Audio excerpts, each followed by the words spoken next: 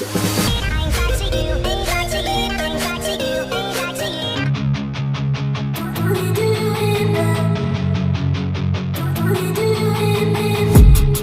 been dreaming on in my head.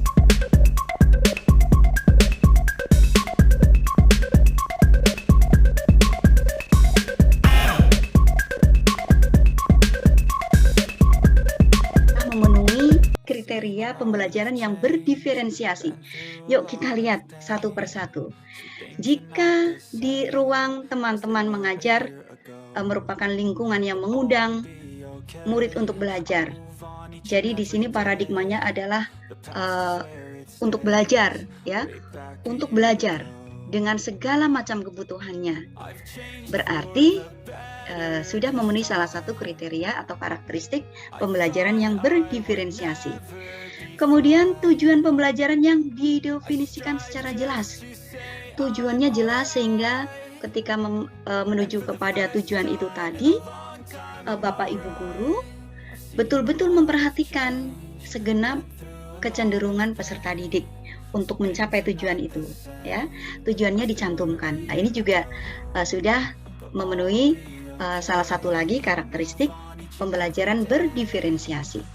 Kemudian penilaian berkelanjutan, maksudnya begini, kalau teman-teman sudah tadi melihat ada peserta didik yang misalnya nilainya rendah, kemudian di treatment masih juga rendah. Wah, ini tentunya Bapak Ibu guru, teman-teman kan refleksi, ada apa yang salah ya dengan penilaian ini, kok nilainya segitu-gitu aja gitu.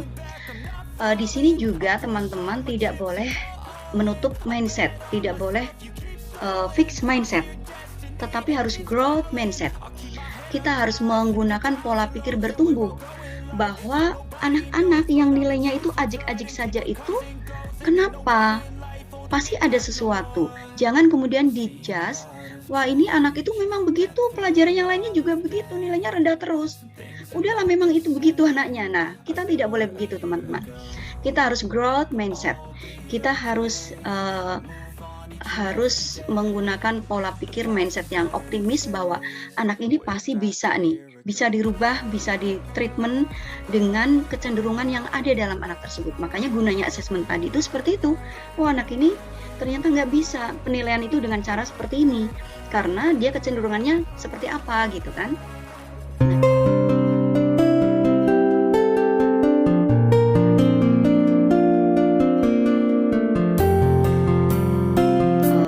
Lebih pada pendapatnya Howard Gardner, di mana di sini tadi sebenarnya sudah sedikit ya. Di situ nanti peserta didik coba dilihat apakah dia kecenderungannya di linguistik, apakah dia di matematik logik. Kalau saya menjelaskan secara detail mungkin di sini kurang pas juga ya, secara ini sajalah. Perkenalan saja gitu. Meskipun sebetulnya kalau yang sudah di sini sarjana semua kan ya, sudah ini teori-teori ini kan sudah dikuasai semua sebetulnya. Bagaimana dia juga apakah memiliki kecerdasan spasial ya, atau dia kinestetik, atau musikal, atau interpersonal, atau intrapersonal, atau naturalistik.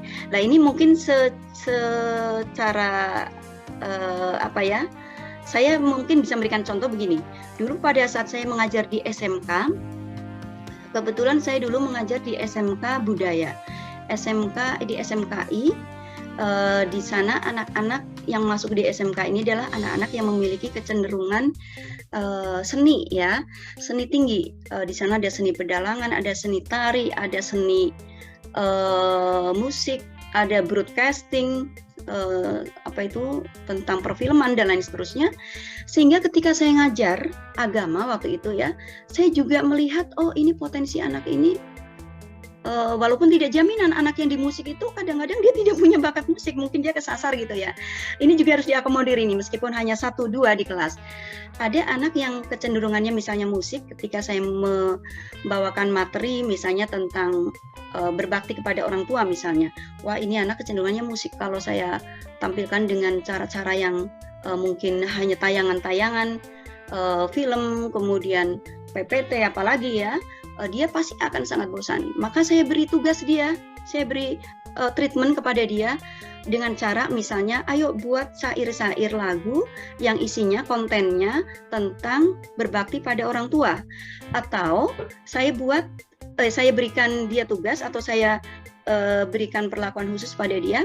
Ayo silakan gunakan itu alat-alat yang ada di situ. Gimana caranya biar tema tentang berbakti pada orang tua ini menjadi kemasan produk oleh kalian yang tentunya hasilnya itu adalah sangat menarik. Nah, mereka ternyata luar biasa produknya ya. Jadi ada salah satu juga di video di channel saya itu tentang keistimewaan mereka, bagaimana mereka mengaktualisasikan kecenderungan mereka dalam tema berbakti pada orang tua. Demikian juga mereka yang hobi atau yang kecenderungannya dia lebih senang pada hal-hal yang sifatnya lebih ke seni peran ya. Saya buatkan juga tugas mereka atau saya perlakukan juga ketika membelajarkan kepada mereka sedikit waktu untuk mengakomodir mereka, misalnya dengan kita membuat drama durasi 3 menit dan seterusnya. Seperti itu, sehingga pola-pola bernalar kritis mereka yang ditandai atau yang dimunculkan dengan kecenderungan mereka sesuai dengan potensi mereka akan terakomodir di sini. Ini juga yang kemudian nanti berimplikasi pada tentu saja yang ditanyakan Bu Zulaiha, apakah guru perlu menyiapkan segala macam kebutuhan peserta didik untuk belajar di kelas? Tentu saja iya. Memang ya sedikit rumit, tapi ya jangan dibuat rumit. Kalau yang sudah terbiasa melakukan, mungkin ini menjadi hal yang biasa. Ini dianggap sebagai sebuah kebutuhan yang harus gitu ya. Tetapi bagi yang tidak pernah melakukan, mungkin aduh kok ribet ya, harus menyiapkan ini. Makanya dulu juga saya ketika ngajar itu biasanya saya bawa ke kelas itu dengan berbagai peralatan. Kalau dulu kan masih tatap muka ya. Tapi kalau sekarang ini guru-guru bisa, bapak-bapak, ibu guru bisa dengan mudahnya untuk mengakomodir ini semua dengan satu platform yang saya sebut Canva tadi itu. Dengan Canva ini memungkinkan sekali Bapak Ibu guru untuk mengakomodir tadi itu ya, mengakomodir para peserta didik dengan segala potensinya, karena di sana banyak sekali kita ingin misalnya, oh ini anak kecenderungannya audiovisual, tinggal klik audiovisual di elemen, maka dia akan muncul. Nah, di situ kita tinggal mengolah-olah di situ dengan tayangan-tayangan yang memungkinkan anak-anak dengan kecenderungan tadi kinestetik, audio dan seterusnya itu akan terakomodir. Ini salah satu saja ya, salah satu saja. Yang lainnya masih sangat banyak.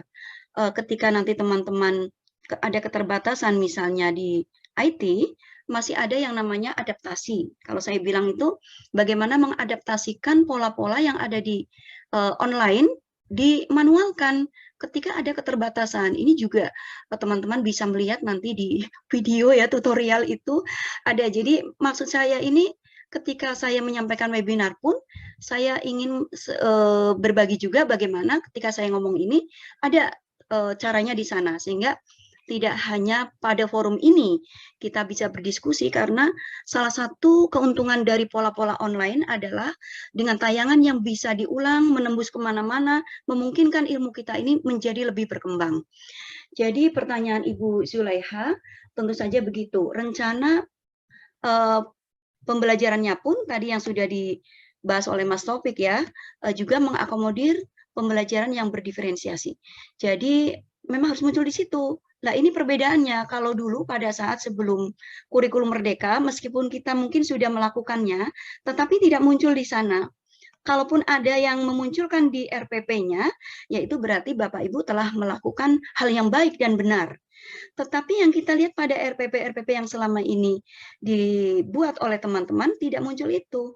Kalaupun sudah banyak yang memunculkan itu, artinya teman-teman sudah melakukan hal yang benar, begitu ya. Kemudian, apakah harus memiliki asesmen? Iyalah, tentu saja begitu ya. Karena sebetulnya ketika guru akan mengajar itu kan pastinya melakukan assessment meskipun secara sangat sederhana. Dari pengamatan yang sangat sederhana, "Oh, ini anak ini ternyata saya amati, dia kalau diajar kok glutekan aja ya tangannya di meja." Atau dia ada yang maunya tuh pindah dari tempat duduk ini, pindah lagi ke sana, wah ini mungkin dia kinestetik ini jenisnya. Atau dia ketika, ada presentasi teman-temannya, dia sepertinya gusar, dia tidak betah gitu melihat, teman-temannya, presentasi. Wah ini perlu juga nih di ini, gimana caranya. Nah, ada beberapa cara teman-teman, ketika teman-teman Bapak Ibu guru karena sudah memiliki keilmuan ya psikologi juga, belajar psikologi tentunya bisa juga dengan cara yang sederhana. Tetapi ketika mir-mir itu dilakukan di sekolah-sekolah ya, tentu saja di sini melibatkan pihak lain, mitra.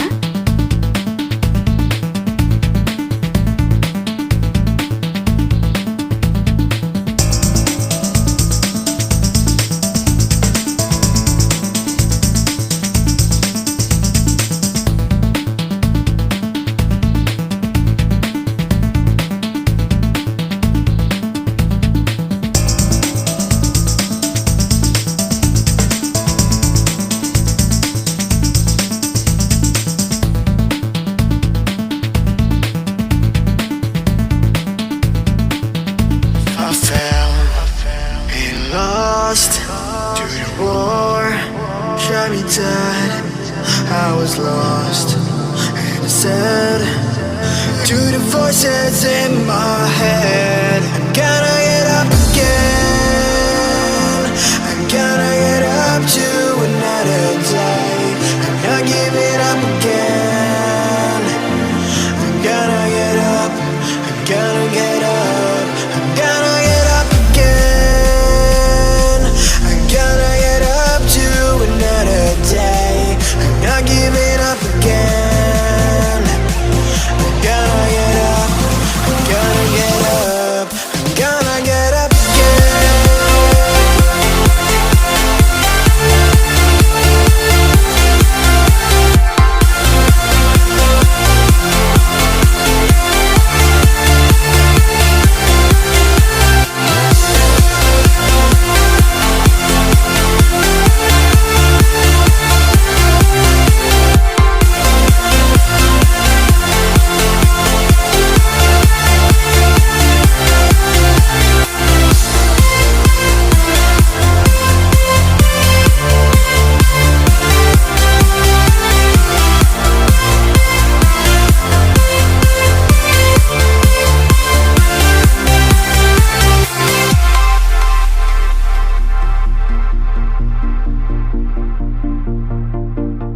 Look into my eyes.